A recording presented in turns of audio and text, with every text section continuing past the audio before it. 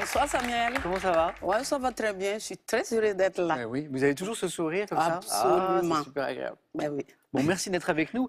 On va, pour commencer l'émission, on va parler un petit peu de votre rapport au français, bien sûr. À Cita, le français, c'est la langue officielle du Burkina Faso. Absolument. C'est votre langue du quotidien. Absolument. Hein.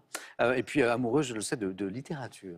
Quel genre de littérature vous aimez à Cita? Ben, généralement, la littérature, on va dire classique. Les grands classiques? Ah oui. Comme par Molière, exemple, Le Cid, Racine, etc. Toute la littérature classique. Classique. Je suis fan. Oui. J'adore. À Cita. Ernesto, donc je le rappelle, de la Havane de Cuba, joli chapeau.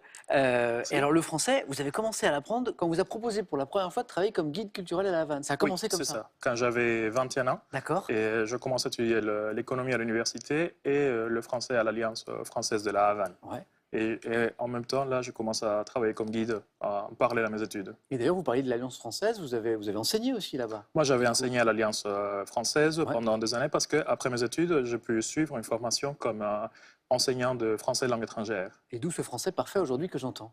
Merci. Félicitations. Félicitations, c'est Bonsoir. C'est bonsoir. Bonsoir.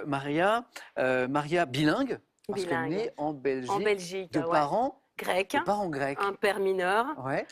J'ai fait toute ma scolarité, je suis née à Bruxelles. À Bruxelles, Ouais. vous avez passé 18 ans, je crois. là. 18 ans, j'ai terminé l'école, on est tous rentrés, hop, les bagages en Grèce, au pays natal, voilà. Et le français, c'est une langue que vous aimez tellement que je crois que vous la parlez exclusivement. C'est votre langue de communication avec votre fille, Ah ouais, ma C'est petite ça, chérie, ouais.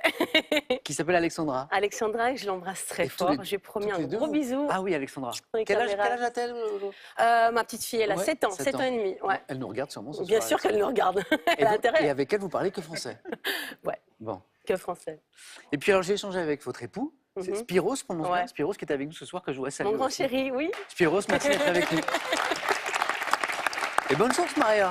Bonjour Samuel. Bonsoir, Guillaume. Ça va? Oui, toi? Très bien, merci.